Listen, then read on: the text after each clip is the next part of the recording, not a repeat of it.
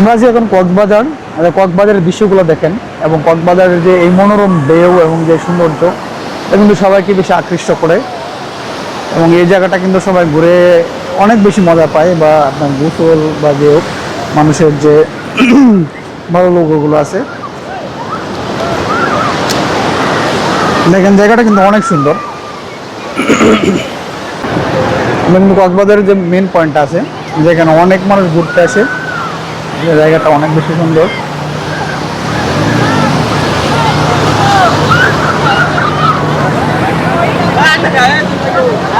দেখেন অসাধারণ সুন্দর এবং ফ্যামিলির অনেক মানুষ এখানে ঘুরতেছে।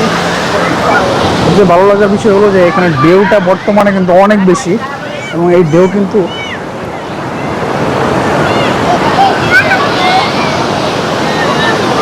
অনেক ঢেউ যখন আসবে বা এখানে যখন আপনার বাটা থাকবে, তখন কিন্তু আপনাকে অবশ্যই সচেতন থাকতে হবে, জোয়ার আসলে বিশেষ করে।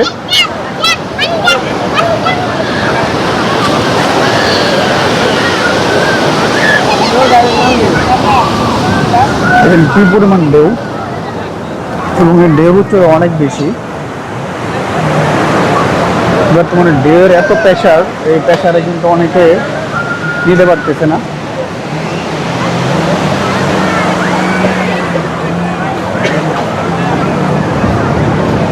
প্রচুর লোকের সমাগম এখানে, আপনারা দেখলেই বুঝতে পারবেন যে আসলে বর্তমানে কক্সবাজারের পরিস্থিতি। নভেম্বর এবং ডিসেম্বরে অনেকেই জানেন যে প্রচুর লোকের সমাগম থাকে এবং আমরা যে এখানে আসি, এখানে আসলে কিন্তু সবাইকে সবচেয়ে এই জিনিসটা বেশি মুগ্ধ করে, এটা হলো আপনার এখানে যে ঢেউ আছে, এই ঢেউটা বিশেষ করে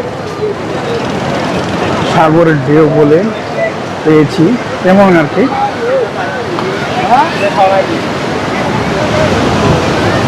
দেখেন কি পরিমাণ ঢেউ আসতেছে।